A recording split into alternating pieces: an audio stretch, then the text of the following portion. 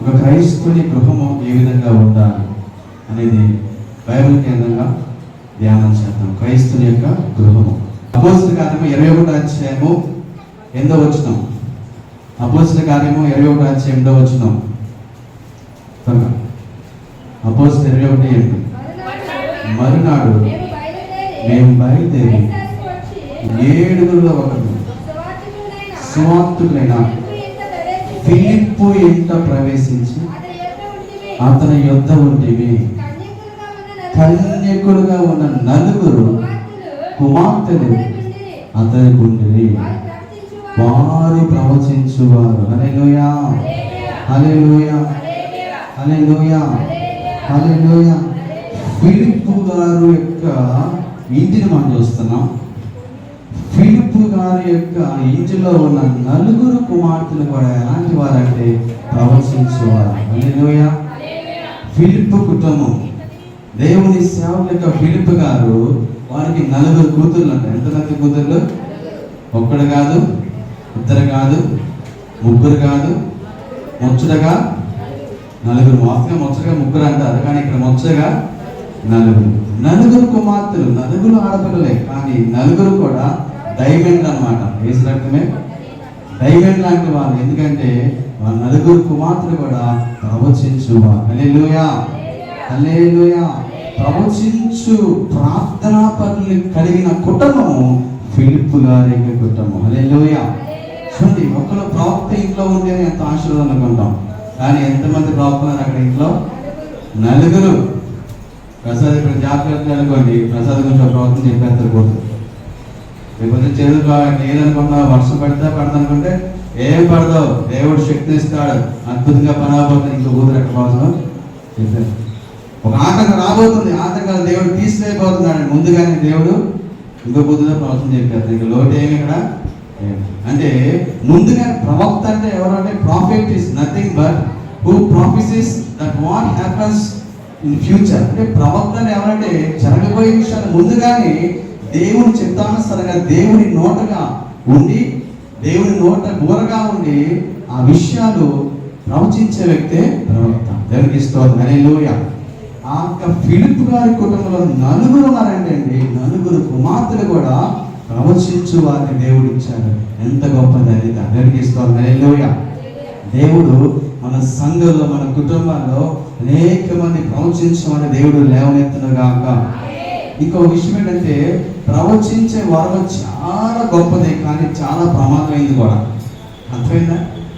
చాలా గొప్ప వరమే. స్వస్థ వరమైనా, ప్రవచన వరమైనా, దర్శన వరమైనా, దురాత్మ అధికారమైన చాలా గొప్పవే. కానీ ఎంత గొప్ప అంత ప్రమాదం కూడా ఉంటుంది. ఎందుకంటే నీకు అంత ఎగ్జాంపుల్ చెప్తాను.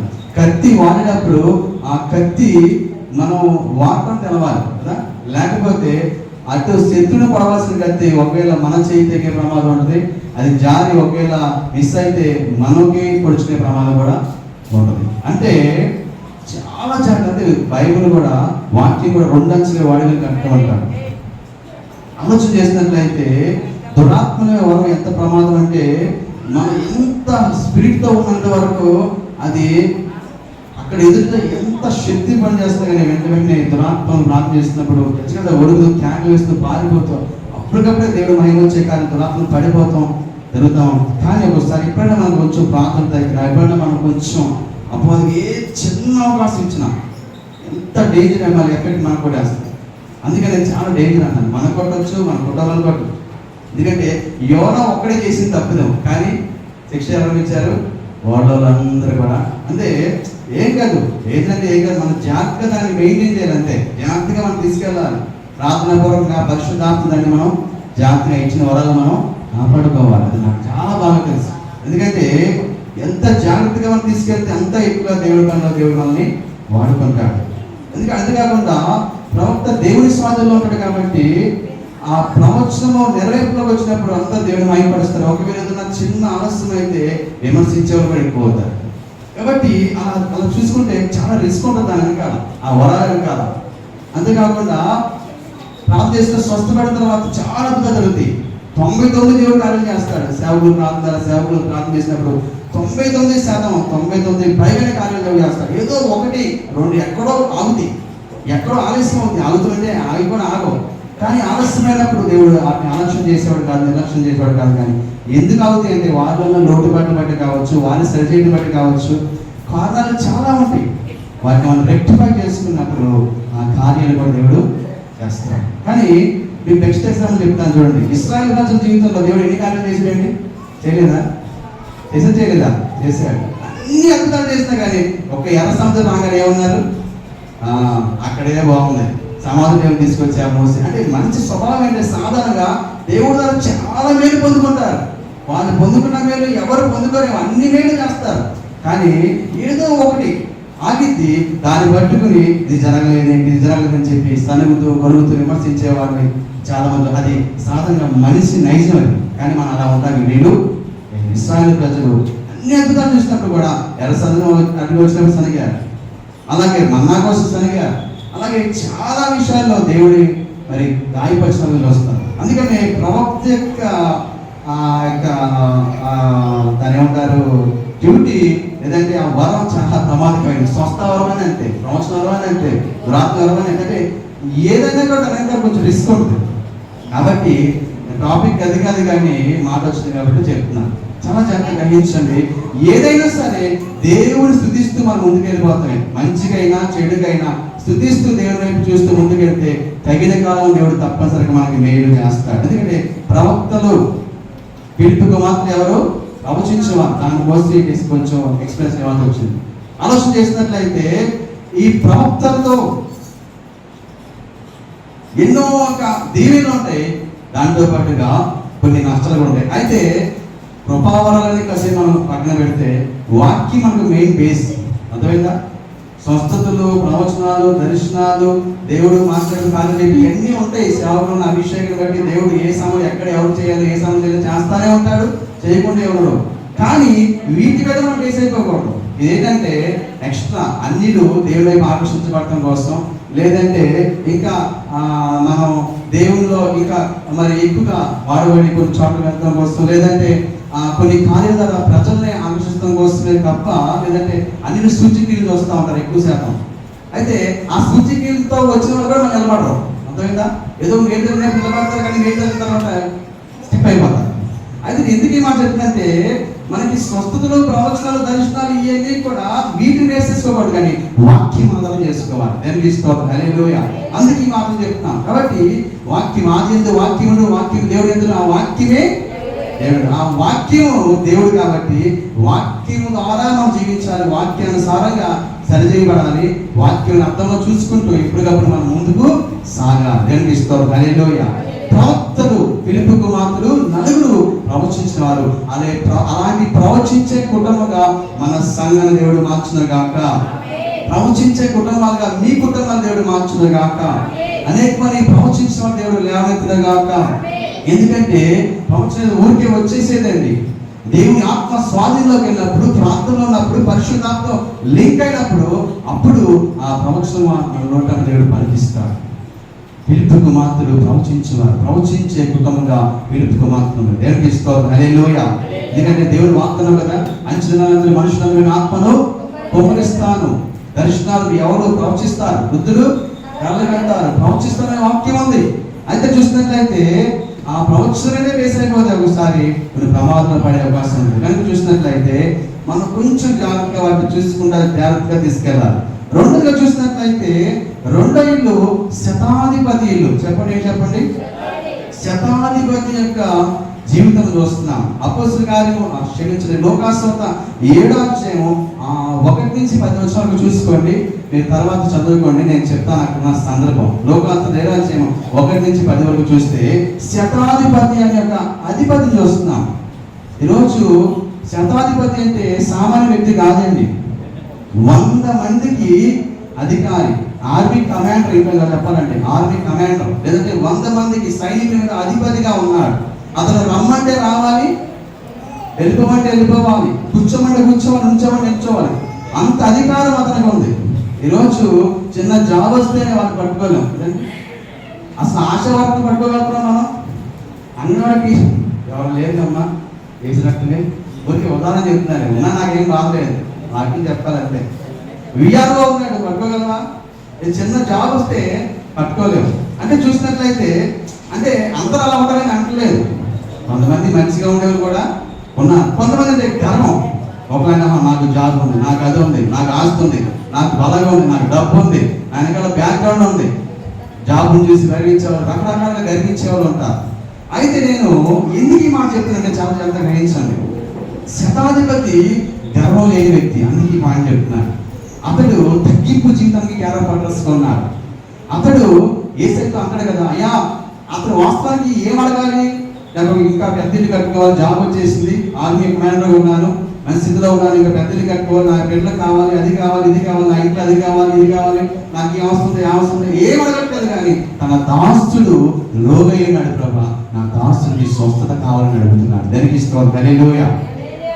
అడిగితే సరిపోలేదు, ఇంకేమంటాడంటే, అయ్యా నువ్వు మాట మాత్రం సెలవిస్తే చాలయ్యా, నా దాసుడు నా ఇంటికి రావడానికి నేనంత పాత్రుని కాదు, నేనంత గొప్పని కాదు, అసలు నేను పనికి మాలిన వ్యక్తులయ్యా, దుమ్ము నాటి వాడిని. ఆ మాట అర్థమది. నా ఇంటికి నువ్వు వచ్చేంత గొప్పని కాదయ్యా, నువ్వు వచ్చి నా ఇంటికి వచ్చి నాకు దాసు స్వస్థపరుస్తున్నాను, లేదంటే నా ఇంటికి వస్తాక అంత గొప్పని కాదు, కానీ నువ్వు ఒక్క మాట చెప్తాను, నువ్వు ఒక్క మాట సెలవిస్తే చాలని నా దాసుడు స్వస్థపడతాడని తగ్గించుకుంటున్నాడు శతాధిపతి. దేవునికి స్తోత్రం హల్లెలూయా. చాలా జాగ్రత్తగా గ్రహించాలి. ఏ స్వస్థత చూసినట్లయితే పాపం వల్ల వస్తుంది, ఏ రోగమైనా పాపం వల్ల వస్తుంది. ఆ పాపం నుంచి విడుదల పొందిన తర్వాత చాలా వరకు స్వస్థపడతాడు. అయితే చూసినట్లయితే రోగాలు రావడానికి చాలా కారణాలు ఉన్నాయి. నేను చాలాసార్లు చెప్పాను, ఇప్పుడు నేను చెప్పను. యేసు రక్షణ యూట్యూబ్ ఛానల్ వరకు మీరు చూడండి. Reasons for diseases English message కూడా ఉంది. మనం తగ్గింపు జీవితంతో ముందుకు సాగాలి. దేవునికి స్తోత్రం హల్లెలూయా. శతాధిపతి అన్నాడు కదా, తగ్గించునయ్యా, నా ఇంటికి రావడానికి నేను పాత్రను కదయ్యా, నువ్వు మాట మాత్రం సెలవేయ అనగానే నిజంగా ఇంటికి వెళ్ళేలోపుకి తన దాసుని దేవుడు స్వస్థించాడు. దేవునికి స్తోత్రం హల్లెలూయా. చూడండి, ఇదే విషయం మనం ఇంకోసారి చూస్తాం. ఏంటంటే ఇదే విషయం కాదు, సందర్భం ఇదే. కానీ నయమాన్ జీవితంలో కూడా కుష్ఠరోగం వచ్చింది. అయితే అతను ఏం చేశాడు, దైవజనుడి దగ్గరికి వెళ్ళిన తర్వాత దైవజనుడు అంటాడు, వెళ్ళి వచ్చి సిలువేసి ప్రార్థన చేయడం కానీ, లేదంటే అతని దగ్గరికి వచ్చి స్వస్థపరుస్తుంది కానీ, ఇలా చేయి అలా చేయి అంతా నాకు చేయలేదు, కానీ నువ్వు వెళ్ళి యోర్దానులో 7 సార్లు మునగమన్నాడు. అతను ఆ కుష్ఠరోగానికి కారణం ఏంటంటే కొంతమంది సేవలు చెప్తారు, అతను గర్వం బాగా అంటారు, చాలా గర్వం. అయితే అలాంటి వ్యక్తి కూడా ఇదిగో నేను అధికారి ఇంటికి వస్తే కనీసం పాస్టర్ గారు వచ్చి మాకు దగ్గరికి వచ్చి ప్రార్థన చేయకుండా, ఇలా చేయమని చేసి సిరివేసి ప్రార్థన చేయకుండా, లేదంటే మరి ఇలా చేయమని చెప్పి ఒక సూచన కూడా ఇవ్వకుండా అతను ఏంటి అక్కడికెక్కడికో నేను ఆయన దగ్గరికి వస్తే అక్కడికి వెళ్ళి మరి మునగమంటాడు యోర్దాను నదిలో అని చెప్పి కోపగించుకోలేదు. సరే సేవకుడు చెప్పాడు లోబడదాం, అది మనకు ఆశీర్వాదం అని చెప్పి తగ్గించుకున్నాడు. ఎప్పుడైతే తగ్గించుకున్నాడో సేవకుడు మనకు లోబడ్డాడో ఆటోమేటిక్గా అక్కడ స్వస్థ వచ్చింది. దేవునికి స్తోత్రం హల్లెలూయా.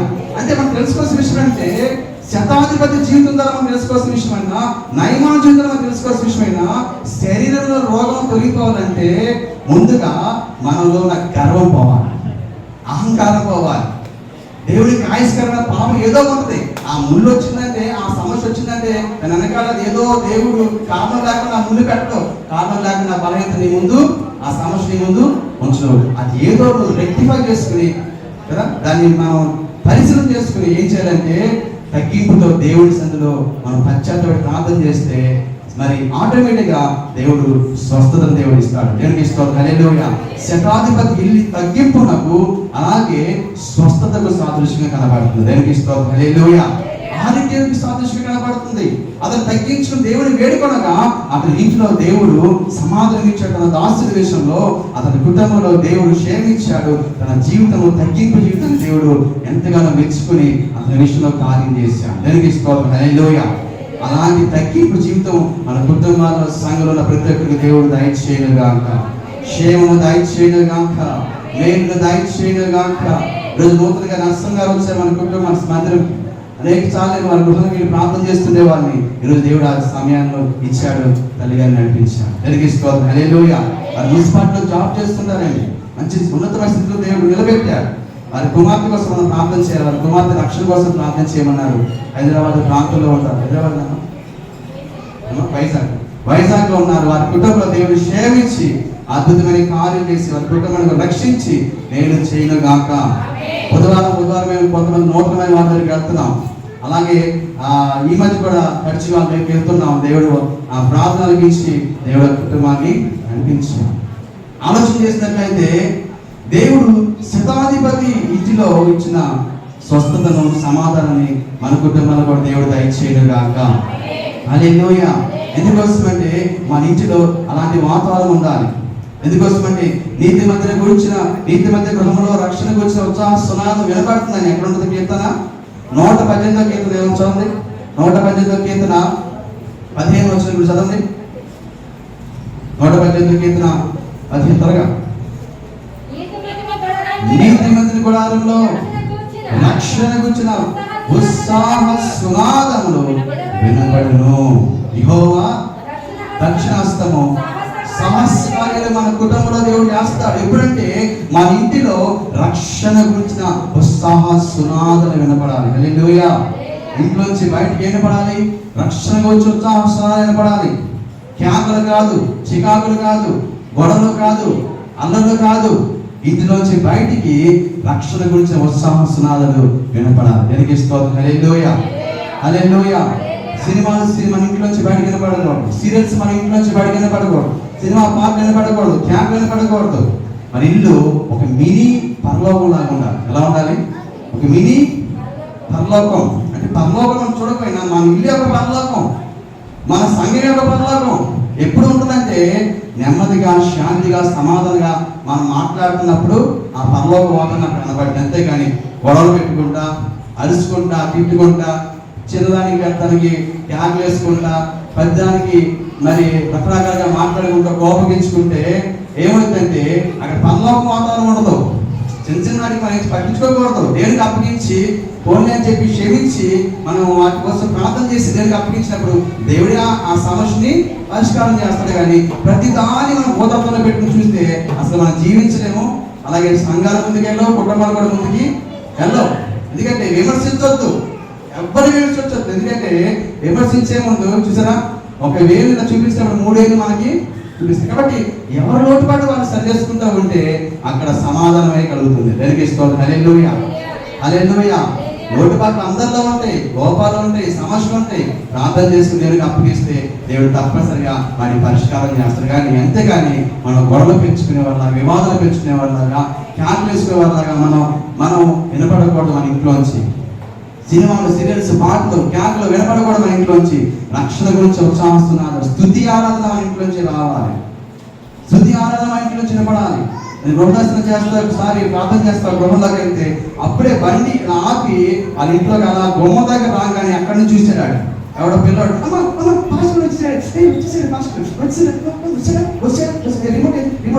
అక్కడ వెళ్ళిపోతుంది పాట.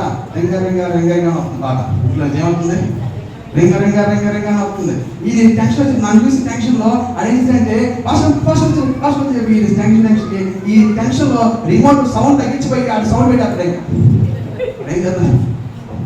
సౌండ్ తగ్గించిపోయి కంగారు సౌండ్ పెట్టేస్తున్నాడు. ఇటు నొక్కగా తొక్కేస్తున్నాడు. ఇంకా సౌండ్ అంటే మాస్టర్ గారికి భయపడుతున్నాడు. కానీ భయపడాల్సింది మాస్టర్ గారి భయం కూడా ఉండాలి. అది లేకపోతే ఇంకా కష్టం.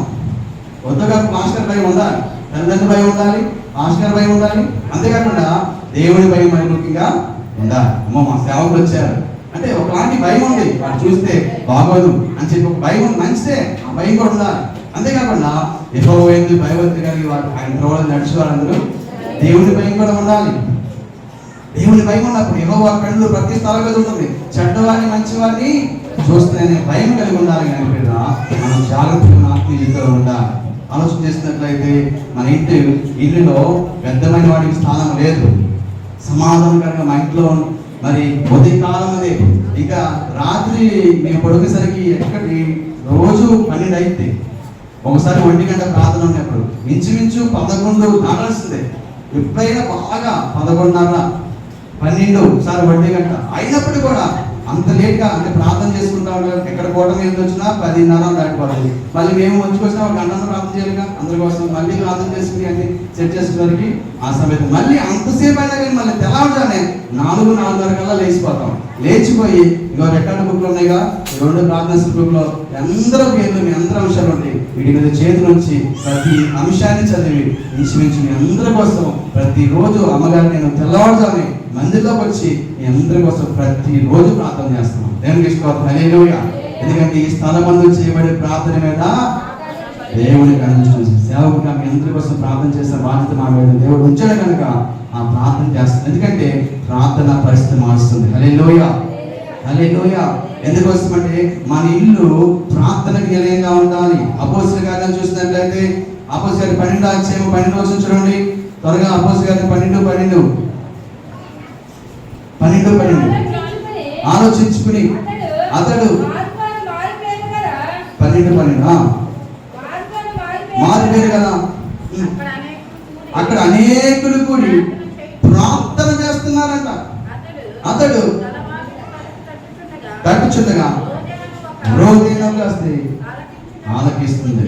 ఏం జరుగుతుందో తెలుసా? అక్కడ పేతురు గారు చెరసాలలో వేయబడ్డారు. అయితే అక్కడ ఇంట్లో కూడి సంఘం అంట అత్యాసక్తిగా కొద్దిమంది, అంటే సంఘం అంటే అక్కడ కూడమే కాదు, పెద్ద సంఘమే కాదు, ఉన్న వాళ్ళందరూ కూడా ఒక సమావేశంగా కూడుకుని ఆ ఇంటిలో అత్యాసక్తిగా సేవల కోసం ప్రార్థన చేస్తున్నారు. దానికి ఇష్టం. హల్లెలూయా, హల్లెలూయా. ఆ అత్యాసక్తిగా 12:5 ఉంటుంది. అత్యాసక్తి వారు చేసిన ప్రార్థన బట్టి దేవుడు చెరసాల నుంచి పేతురు గారిని విడిపించాడు. గట్టిగా చెప్పకూడదు కూడా. స్తోత్రం, స్తోత్రం, స్తోత్రం. మన ఇల్లు ప్రార్థనకు నిలమైన ఇల్లుగా ఉండాలి. హల్లెలూయా, హల్లెలూయా. ప్రార్థనకు నిలమైన ఇల్లుగా మన ఇల్లు ఉన్నప్పుడు చెరసాల లాంటి అనుభవాలు, సంఖ్యలను గురించి దేవుడు విడిపిస్తాడు. దేవునికి స్తోత్రం, హల్లెలూయా. ఎందుకోసమంటే అలాంటి గృహముగా మన ఇల్లు ఉండాలి. మన ఇంటికి ప్రార్థనకి ప్రాధాన్యత ఇవ్వాలి. వేకువజాము లేచి ప్రార్థన చేయడమే కాదు, సాయంకాలం కూడా మేము కుటుంబ ప్రార్థన చేసుకుంటుంటాం. ఎప్పుడు కూడా మేమే కాదు, ప్రతి క్రైస్తవ గృహంలో వచ్చి స్తుతి ఆరాధన వినపడాలి. ఎందుకంటే దేవుడి మందసం అంట ఉభయదేవుని ఇంటిలో ఉన్నప్పుడు ఆ మందసం ఉంటాన్ని బట్టి ఉభయదేవుని ఆ పట్టణంలో ఉన్న వారందరికంటే రాజు ఆశ్చర్యపోతాడంట. ఏంటి ఆశీర్వాదం, ఏంటి దీవెన, ఏంటి ఇంత ఆశీర్వాదం వచ్చేస్తుంది, ఏంటి ఇంత దీవెన వచ్చేస్తుంది, రాజు ఆశ్చర్యపడిపోతాడంట. కారణం ఏంటంటే ఆ ఆశీర్వాదం వారు గ్రహించిన విషయం ఏంటంటే దేవుని మందసం ఉందా ఇంటిలో. హల్లెలూయా, హల్లెలూయా. ఆ మందసను బట్టి ఆ ఇంటిని దేవుడు ఆశ్రయించాడు.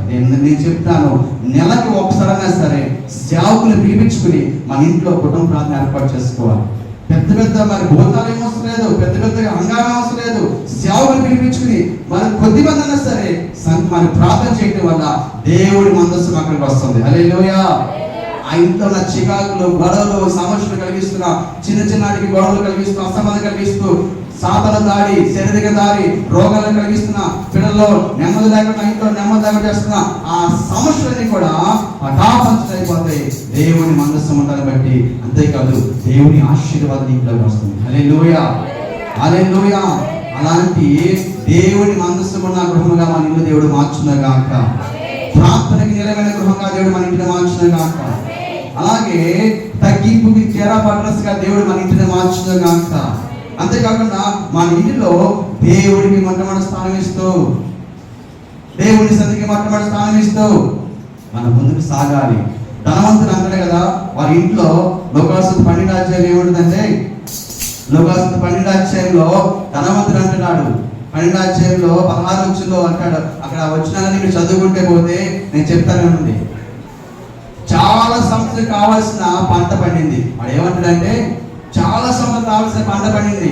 అయితే నా ప్రాణమా తినుము, త్రాగుము, సుఖించు. 18 కూడా అక్కడ ఉంటుంది. అడిగిన చదవండి. తినుము, తాగుము, సుఖించుము. ఇష్టమైన కావాల్సినంత పంట వచ్చింది. ఇక దేవుడితో నాకు పని లేదు అని చెప్పి ఆ పంటను చూసుకుని, ఆ డబ్బును చూసుకుని, అతను కలిగిన ఆశీర్వాదం చూసుకుని అతను మాట్లాడుతాడు, గర్వంతో మాట్లాడుతున్నాడు. అయితే మరొక భక్తుడు ఉన్నాడు.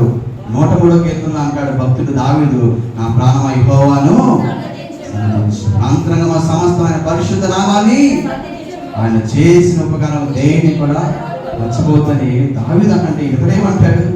దావీదు భక్తుడు కాబట్టి, దేవుడు ఎరిగినవాడు కాబట్టి దావీదు అలా ప్రార్థించాడు. కానీ ఏమంటాడు? నా ప్రాణమా తినుము, తాగుము, సుఖించు. దేవుడితో పని లేదు, మందిరికి వెళ్ళాల్సిన పని లేదు, ప్రార్థన చేసిన పని లేదు, దేవుడికి ఇవ్వాల్సిన పని లేదు. ఎంత నీదే, డబ్బంతా తండ్రి, డబ్బంతా గోపతి రాజుదే. డబ్బంతా సీమోన్ గారిదే. డబ్బంతా డబ్బంతా మీదే. కానీ నా ప్రాణమా తినుము తాగుము సుఖించు. వాళ్ళే కాదు, ఊరికే అన్నా అలాగే తాపమాగండి, ఊరికే ఎగ్జాంపుల్ చెప్తాం అంతే. అర్థమైందా? రక్తమే ఉదాహరణ చెప్తా, కానీ అలా చేస్తారని కాదు. మాట వచ్చినప్పుడు వాక్య అనుకూలంగా ఎక్స్ప్లెయిన్ మీకు అంతవరకు కోసం చెప్తారు, కానీ అంత చేశారా అన్నట్టు చూడద్దు. ఏసు రక్తమే తెల్ల వచ్చేస్తుంది. మరి ఏసు రక్తమే నా ప్రాణమా తినుము తాగుము సుఖించు అంటున్నాడు ధనవంతుడు. ఏమైందో తెలుసా? దేవుడిని మర్చిపోయాడు. ఒక రోజు తన ప్రాణాన్ని కోల్పోయాడు. నరకంలో రికార్డ్ డ్యాన్స్ చేస్తున్నాడు. ఏ డ్యాన్స్? స్టెప్పులు వేస్తున్నాడు. ప్రభుదేవ స్టెప్పులు చూసారా మీరు? ప్రభుదేవ స్టెప్పులు నేను చూడలేదు, కానీ ఆయన బాగా డ్యాన్స్ చేస్తాడని మాత్రం తెలుసు, విన్నాను. ఆయన స్టెప్పులు వేస్తున్నాడు.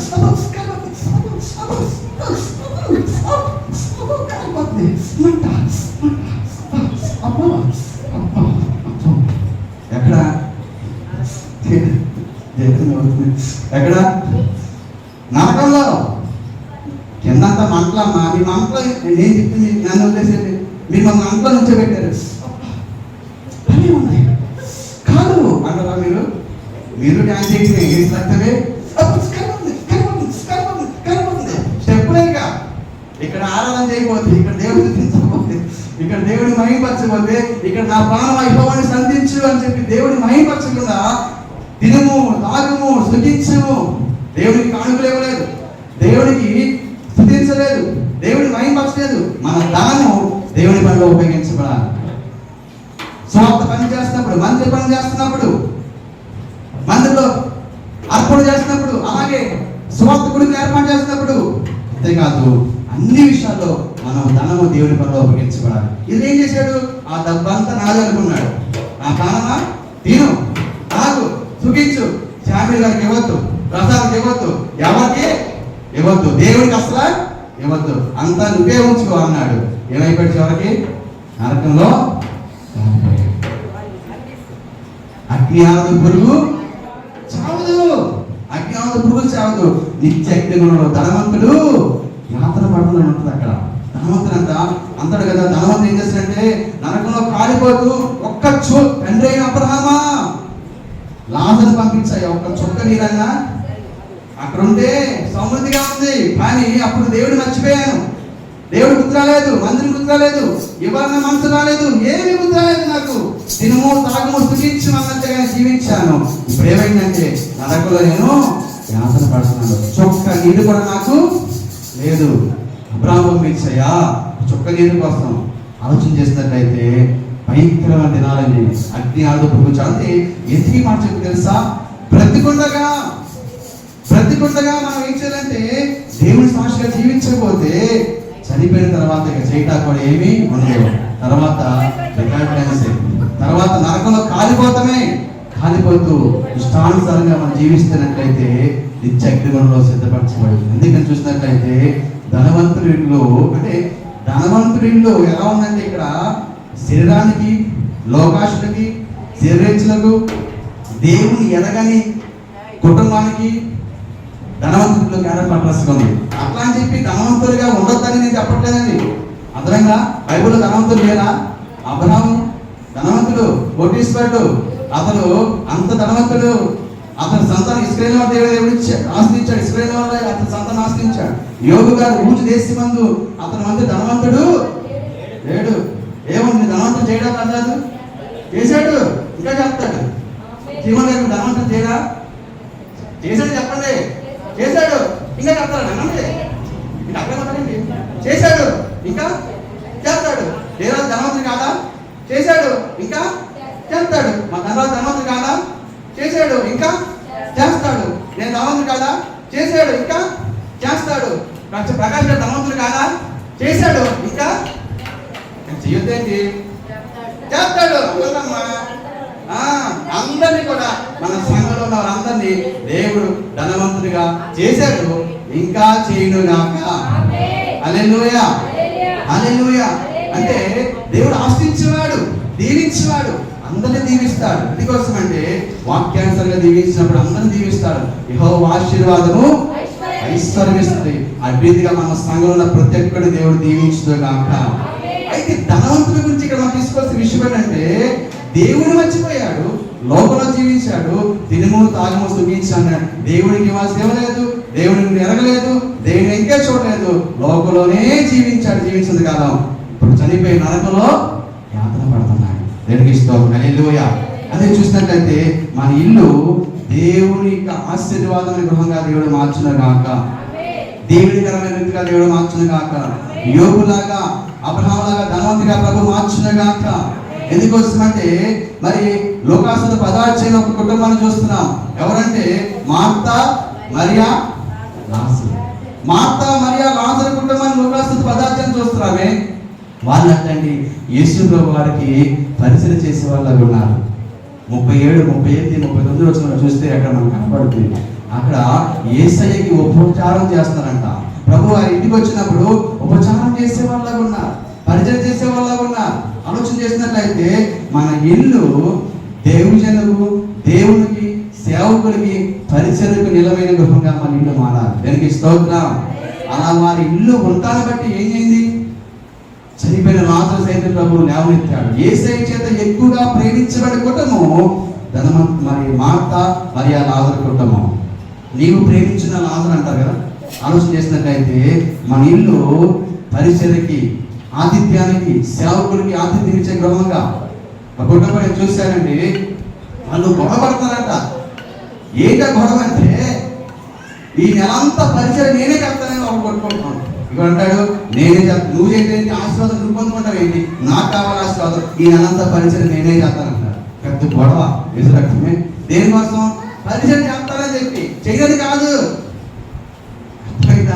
ఆ దీవులని నేనే పొందుకోవాలి, ఆ బ్లెస్సింగ్ అంతా నాకే కావాలి, ఆ మందులో పనంతా నేనే చేస్తాను, ఆ స్వార్థ పనంతా నేనే చేస్తాను, ఆ మీటింగ్స్ లో పనంతా నేనే చేస్తాను, సేవకులు చెప్పే పనంతా నేనే చేస్తానని చెప్పి ముందుగా ఎవరైతే నిలబడతారో వారిని మరియా మార్తా కుటుంబంలాగా దేవుడు దీవిస్తాడు. దేవునికి స్తోత్రం. హల్లెలూయా, హల్లెలూయా.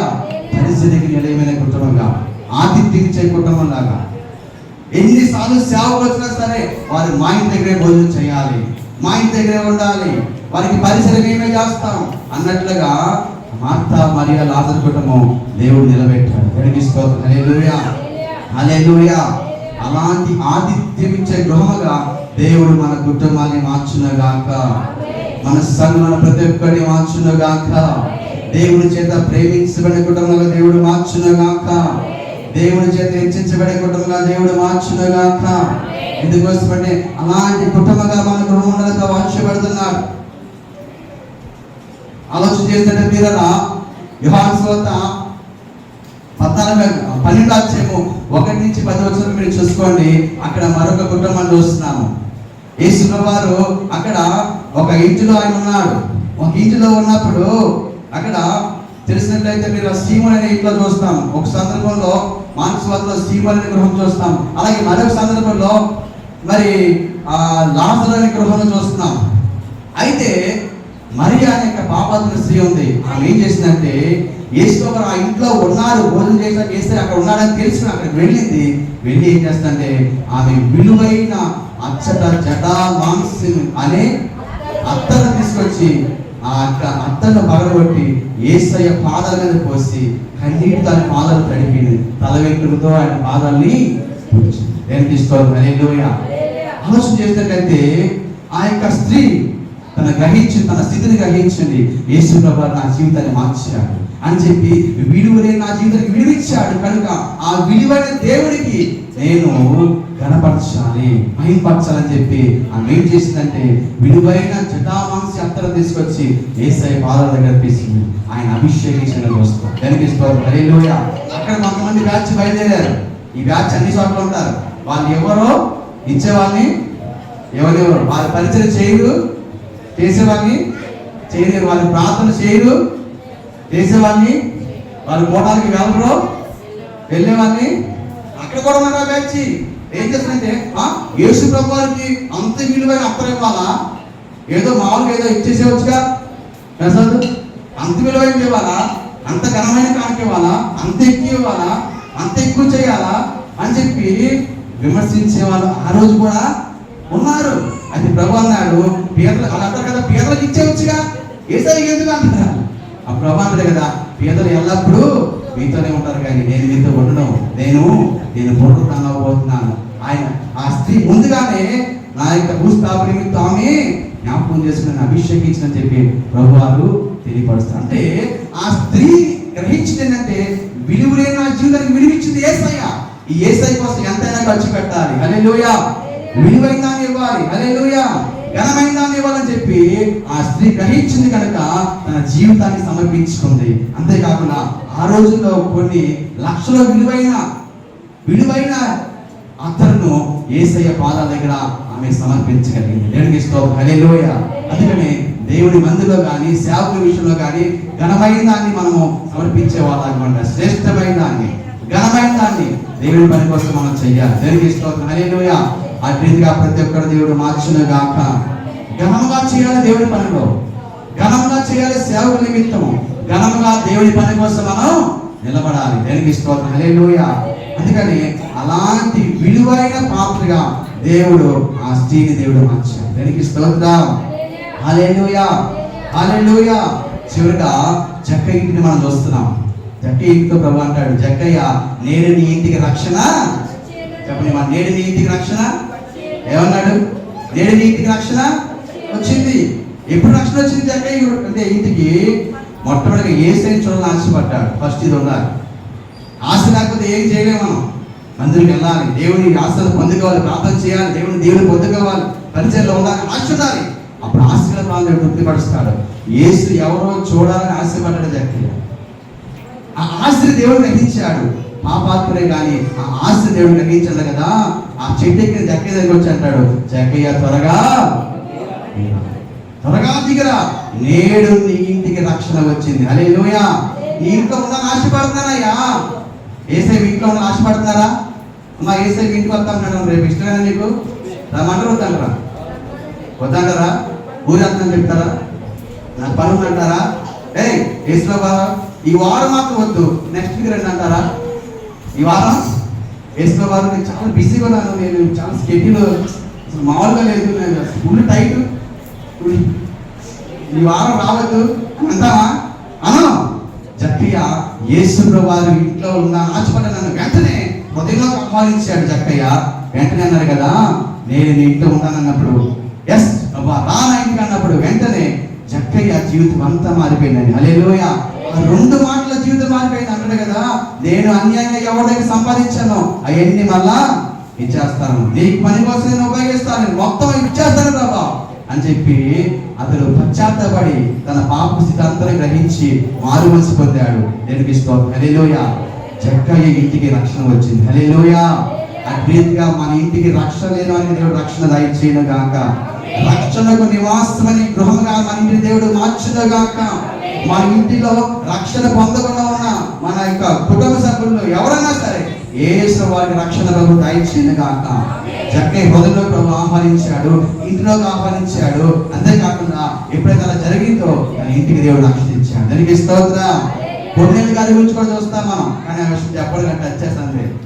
అపోస్తలుల 10వ అధ్యాయం అంటాడు, శతాధిపతి ఇటలీ పట్టణంలో శతాధిపతిని కొన్నేళ్ళు ఇల్లు ఉంది, అతని భక్తి పడే ధర్మకార్యం చేసేవాడే. అపోస్తలుల గారి 10వ అధ్యాయంలో ఉంటుంది 1 నుంచి 10 వరకు. అర్థమైందా? అది వివరించట్లేదు కానీ అర్థమైపోయింది. అతడు భక్తి పడే ధర్మకార్యం చేసేవాడే, కానీ అతనికి ఏం లేదంటే రక్షణ. ఆ ఇంట్లో ఏం లేదు, బాగా కానిపించేవాడే, ధర్మాలు చేసేవాడే, పరిచయంలో ఉండేవాడు, అన్నీ ఉన్నాయి. అన్ని రోడ్లో అన్నిట్లో ముందుండేవాడు, కానీ అతడు రక్షణ పొందిన చాలా మంది రక్షణను నిర్లక్ష్యం చేస్తున్నారు. చాలా మంది. అప్పుడు పేతురు గారిని పంపించి దేవుడు రక్షణ ఆ యొక్క కుటుంబానికి రక్షణ వచ్చేలాగా దేవుడు చేశాడు. దానికి స్తోత్రం, హల్లెలూయా. ధర్మకార్యం ఉంటే సరిపోదు, త్యాగాలు చేస్తే సరిపోదు, భర్త చేస్తే సరిపోదు, ప్రార్థన చేస్తే సరిపోదు, అన్నిటికంటే ముఖ్యమైనది రక్షణ. హల్లెలూయా. విలువైన రక్షణ అన్నాడు జక్కయ్య ఇంటికి వచ్చింది. విలువైన రక్షణ పేతురు గారి స్వార్థ, పేతురు గారి ప్రార్థన, కొన్నేళ్ళు భక్తి పడు ఇంటికి దేవుడు రక్షణ ఇచ్చాడు. హల్లెలూయా. ఈరోజు మీ ఇంట్లో రక్షణ లేని వారికి దేవుడు రక్షణ దయచేయను గాక. స్వరూప భక్తులకు దేవుడు రక్షణ దయచేయను గాక. మన సంఘంలో రక్షణ దేవుడు దయచేయను గాక. కొండయ్య గారికి దేవుడు రక్షణ దయచేయను గాక. సోదరి భర్తకు దేవుడు రక్షణ దయచేయను గాక. ఇంకా మన సంఘంలో రక్షణ లేని కృష్ణబాబు దేవుడు రక్షణ దయచేయను గాక. ఇంకా రక్షణ పొందకుండా ప్రతి కుటుంబంలో దేవుడు రక్షణ వస్త్రము దయచేయను గాక. తండ్రి బాబుకు దేవుడు రక్షణ దయచేయను గాక. మన ఇంట్లో రక్షణకు నివాసయోగ్యమైన గృహంగా దేవుడు మార్చబడతాం. గట్టిగా చవరగా రక్షణకు యోగ్యమైన గృహముగా దేవుడు మార్చును గాక. అందరు లేచిన వెళ్దాం, ప్రార్థన చేసుకుందాం. అందరు లేచిన ప్రార్థన చేసుకుందాం. దేవుడు ప్రీతిగా మన కుటుంబాన్ని మార్చబోతున్నాడు. మన గృహం ఒక మినీ పరలోకము. మన కుటుంబం సమాధానానికి నిలయముగా మార్చబోతున్నాడు దేవుడు. మన ఇంటిలో సమాధానం దేవుడు ఇవ్వాలని ఆశపడుతున్నాడు. మన ఇంటిలో సమాధాన దేవుడు దయచేయను గాక. మన ఇంటిలో రక్షణ దేవుడు దయచేయను గాక. మన ఇంటిలో స్వస్థత దేవుడు దయచేయను గాక. మన ఇంటిలో శాంతి సమాధానం ప్రభు అనుగ్రహించిన గాక. మన ఇంటిలో దేవుని మందసముడిన గాక. మన ఇంటిలో ఒక పరలోక రాజ్యంగా దేవుడు మార్చిన గాక. మన ఇంటిలో రక్షణ గురించి ఉత్సాహం సునాలు వినపడినగా దేవుడు చేయను గాక. మన ఇంటిని దేవుడు అనేక మందికి ఆశీర్వాదకరంగా దేవుడు మార్చును గాక. క్షేమకర గృహంగా దేవుడు మార్చును గాక. మన కుటుంబాన్ని సమాధానమైన యోగ్యమైన గృహంగా దేవుడు మార్చును గాక. పరిశుద్ధాత్మ దేవుడు దేవుని మందసము ఉభయదేవ ఇంటిలో రావడం బట్టి ఆ ఇంటిని ఆశ్రయించిన దేవుడు ఈ మధ్యాహ్నం కలిసిందో నీ ఇంటిని దేవుడు దీవించబోతున్నాడు. చక్కని గృహంలో రక్షణ ఇచ్చిన దేవుడు ఈ రోజు నీ కుటుంబానికి రక్షణ ఇవ్వబోతున్నాడు, క్షేమ ఇవ్వబోతున్నాడు. అటు కార్య ప్రవేశం జరిగించిన గాక. ప్రభు నీ హృదయంలోకి ఆహ్వానించినట్లయితే ఈ రోజు నెమ్మది, శాంతి, సమాధానం, ఆరోగ్యం, రక్షణ, స్వస్థతను, విడుదలను, ఆశీర్వాదం దేవుడు యేసు నీకు అనుగ్రహించిన గాక.